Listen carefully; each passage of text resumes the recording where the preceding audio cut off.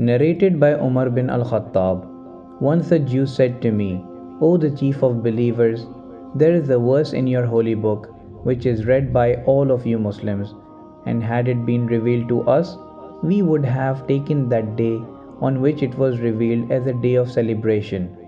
Umar bin al-Khattab asked, What is that verse? The Jew replied, The day I have perfected your religion for you, completed my favors upon you, and have chosen for you Islam as the religion. Surah Al-Ma'idah, ayat number 3.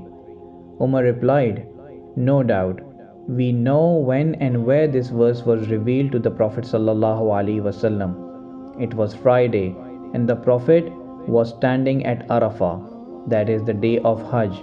Hadith number 45, Sahih Bukhari.